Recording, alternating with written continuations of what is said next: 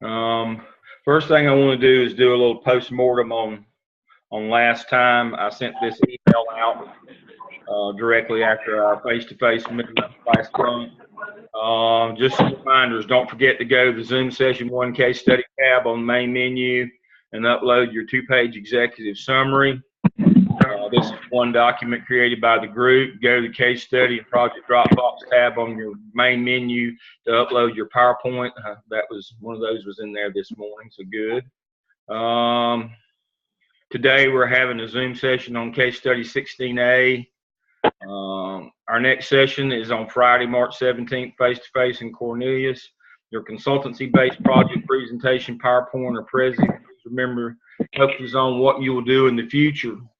Don't already have to have it done, but just propose your methodology, both your quantitative and qualitative. This is kind of like you're writing a dissertation. Your proposal defense basically is what this is. You do a little PowerPoint, and I would follow along those lines that I have those students, or we have students in the DEOL. 20 slides is enough. Make sure there's more than about 30 words per slide. Don't make it too wordy. We want big ideas here, but again, proposed methodology what you're going to use in your consultancy project. You do not have to have it done yet. Give us some idea of how you're going to use both quantitative and qualitative. And of course, the rubrics are in next month's class session for Friday the 17th. They're also in the first class session. Those tabs in Blackboard if you don't remember what the rubric is. And you'll continue to develop your article on your consultancy-based project. And again, those materials can be found on both the first and the next session on 113 and 317 class materials tab on the Blackboard main menu. So make sure that you know where you are on that. All right, let's look quickly at our weekly schedule. Here we are on Saturday, March the 4th. We're doing our case study 16A today. This week's discussion board is Salkind chapter 12. Next week you're at home working on errors. Also your discussion boards for chapters 17 through 21. You've got your 50 question quantitative test coming up and your Super Crunchers discussion board week 9. So those are the things that are coming up next. When next I see you will be Friday, March the 17th. And we've already spoke about what will be due there. So is there any questions on following up from last session or going forward what is expected? All right, so let's talk about 16A. Let's go over that. All right. So we have a survey of a team's average response. What do you believe is happening with the team? So let's do a little math to start with. 2, 4, 8, 12. All right, how many members? What is our total population here?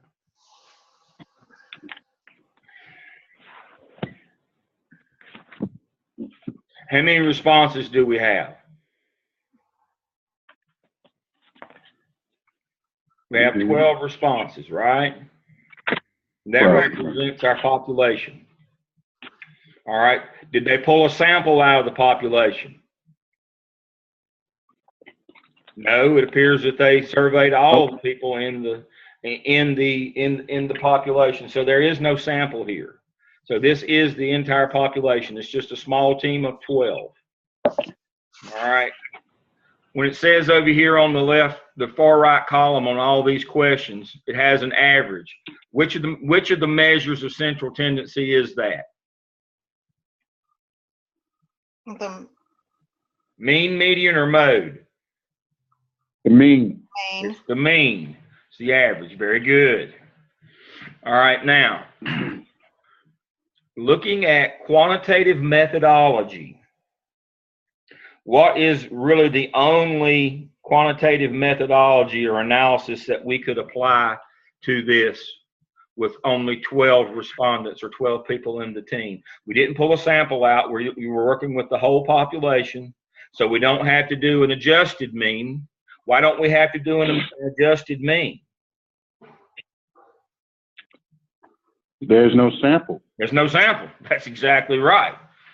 We only have to do adjusted means when we have a sample of the larger population. When we have the whole population, we know that that is the real mean. Right. The reason why we do an adjusted mean is because it's not truly a response from everybody. But when we only have 12 respondents and we survey them all, we can go with the actual mean because we know that is the actual mean. We don't have to do an adjustment like we would if we were pulling a sample out of a population. All right, now, we could display this in what kind of chart or graph?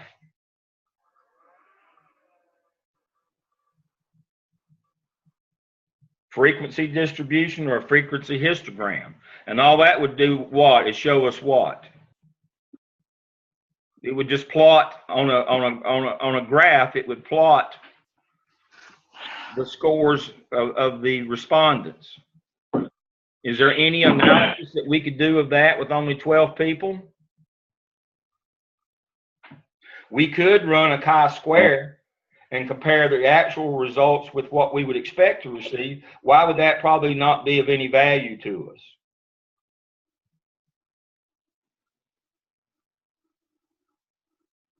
You don't have another group to compare it to. Well, rarely do you have, when you do a survey, rarely do you have a group to compare it to. And so we can run chi-square, which compares it to a hypothetical or a theoretical distribution of scores. That's what chi-square does. When you don't have a population, another population, or another sample to compare your results to, you can run and this is in the reading, you can run, we covered it last time, you can run chi-square. Chi-square sets up what we consider a normal distribution of survey scores, and you can compare your scores to that. Would that be something that you would be interested in doing with only 12 respondents? No. Not really. No. No. No. It's not a sample out of a population, so we know that this is the distribution. This would be considered normal, regardless of what the shape is, because it's the whole population and it's so small. I don't see any advantage gained in running a chi-square on this because your degrees of freedom would be so small because your sample size is so small. You know, you calculate degrees of freedom and then you can calculate confidence intervals, but that's generally only done when you pull a sample out of a population. When you have surveyed the entire population, you get what you get. And you can draw a frequency histogram or, you know, a graph out of it to show you what your distribution looks like. But that's, again, you can apply more statistics than are valuable here, is my point. So really, this is the data that we have to work with. There's nothing really that we can do with it. We understand that these averages are true and real. We don't have to adjust them. They are the actual mean. We don't have to weight them. This is not a sample out of a population, so this is the whole population, so we don't really have to run chi-square. We don't have to plot these on any kind of a chart or a histogram because there's only 12 of them. We can kind of see visually where they are.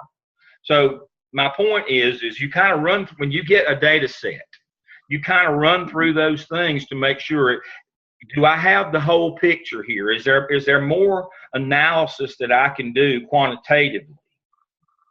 And the answer on this one is no.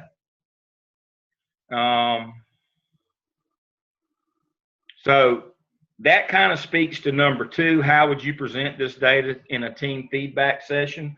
There's really no more analysis to do other than to show the actual data set that you have here. So that speaks to number 2. All right.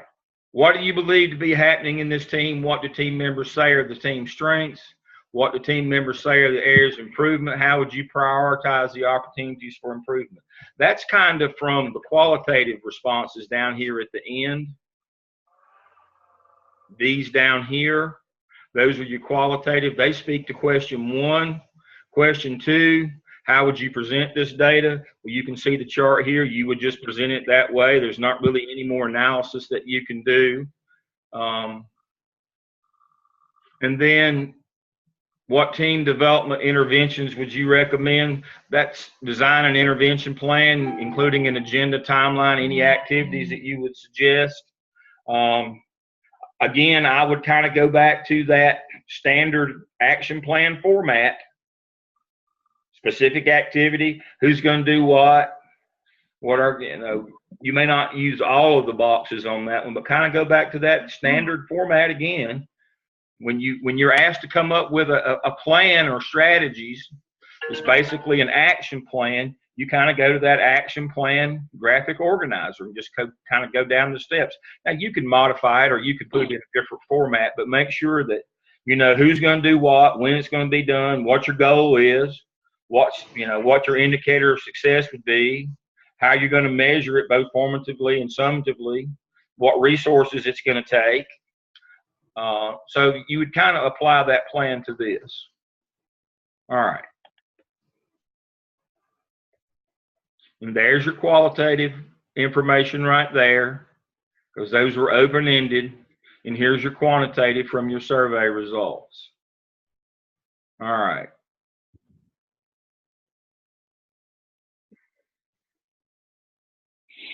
All right, so you can kind of see where your problems are, by looking at your average scores. You can see those things. So I don't want to lead you too far down the line. So I have addressed each of those 3 points with you. 1 speaks to the qualitative information at the bottom. 2, I would present this. You could do a frequency histogram. But I wouldn't. I would just present it in the chart form that it's in. There's not really any more analysis that you can do because of the points that I've already listed. Population, not a sample. Don't have to do chi-square. The averages are the actual mean. They don't have to be weighted. There is no further analysis to do of the numbers because even if you did, the samples, the population is so small, you really can't do anything with it other than just present the data. All right. Questions about this? No questions. Dr. Lamb. Yes. Patricia just contacted me and said she's having connection issues. So I just wanted to let you know that. Okay, thank you. I will post this. I will send this as soon as I get this posted to YouTube. I'll send it out and everybody can watch this. But be sure to keep up with your weekly activities, your readings. Be sure to contact me if you have issues or problems.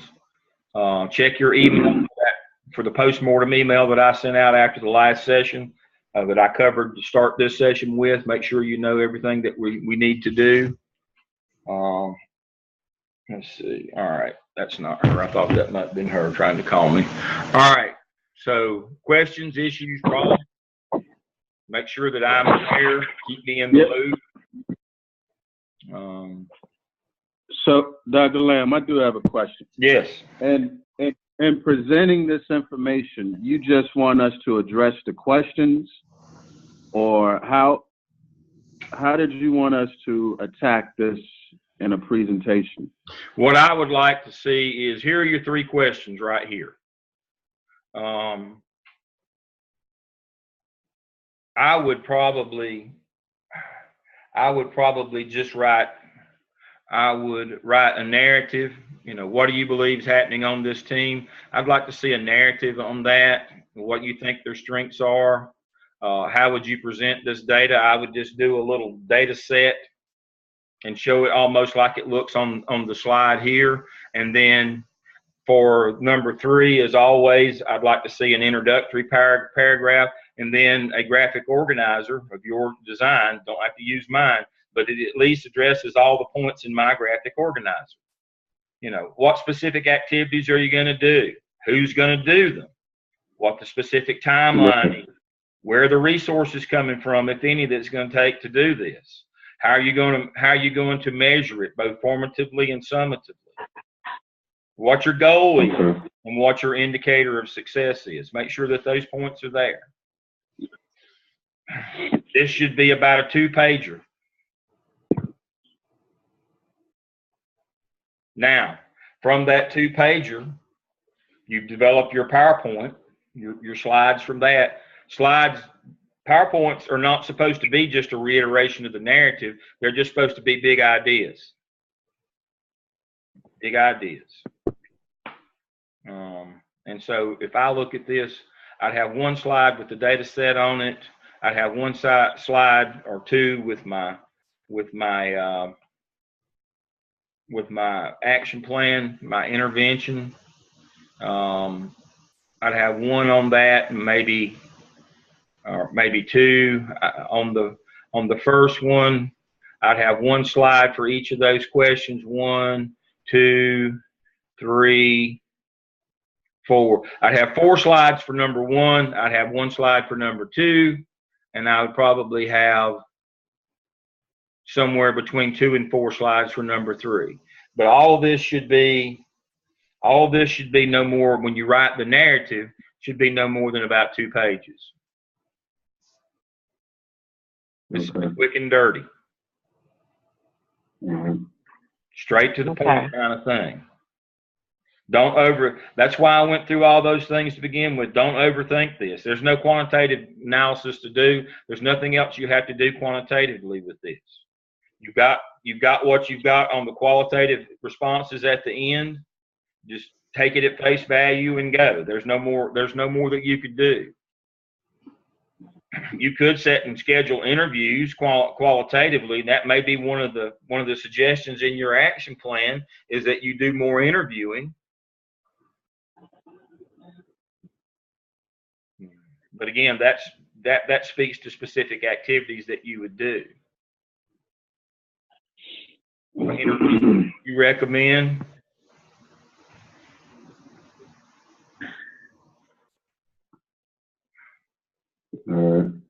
That might be part of that, but I'm not suggesting that you have to do that.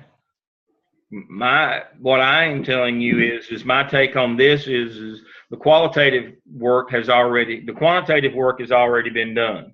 There is some qualitative work. You need to adjudicate whether there's enough qualitative work been done. If you think that the qualitative responses, enough of them are there, or that they provide you enough information, then you go with what you've got. But you may want to ask for more. That's up to your team.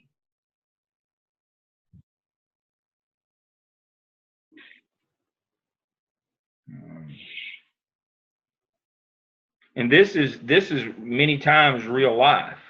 When I'm called in from time to time to do a program evaluation, sometimes I don't have any more information than this. Sometimes I don't have this much. And if I don't have this much, then I have to go set about. My first task is to set about and gather more information. Recently, I was called to a school.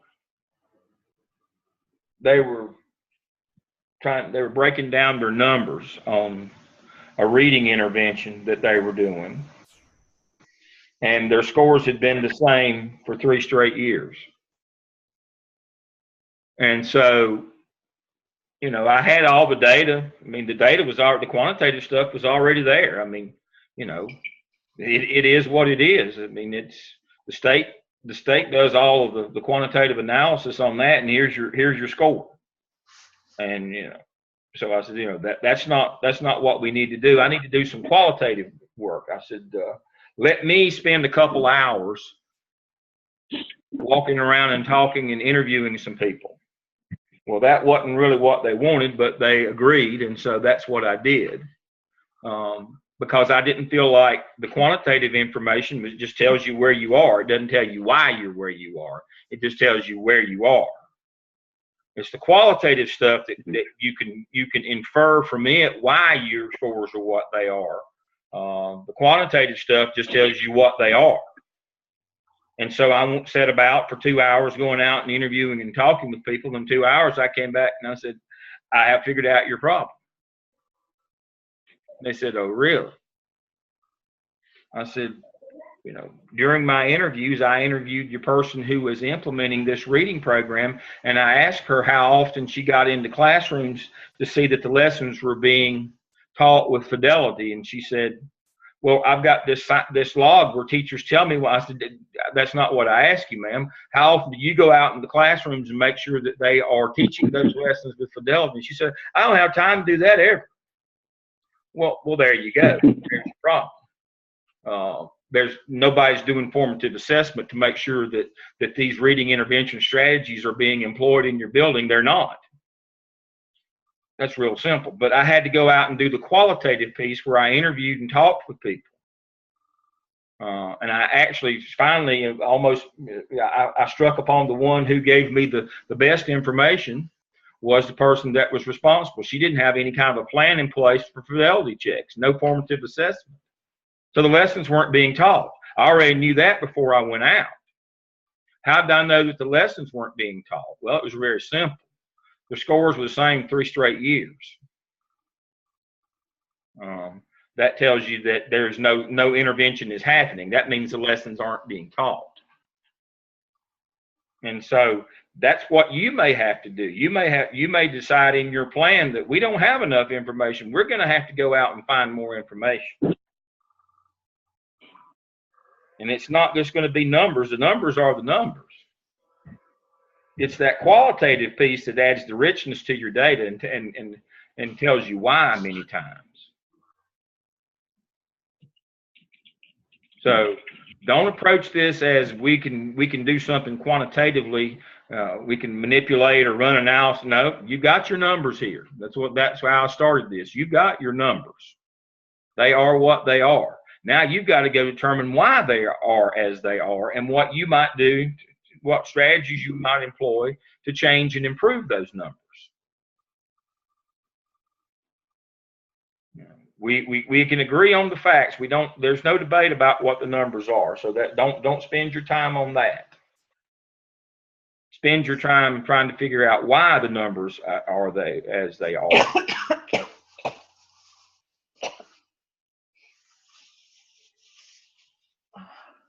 All right. More questions?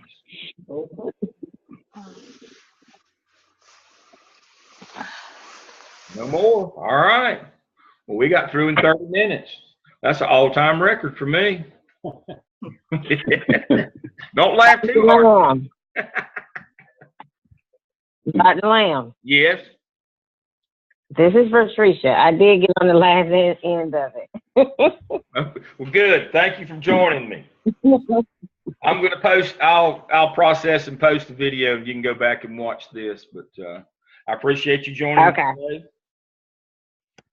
All right. So if there are no more questions, I will see you in 2 weeks from today in Cornelius, and we'll be in the big room with the good chairs. All right. All right. All right. Y'all have a good week. I'll see you in a couple of weeks. You too. Bye-bye. All right.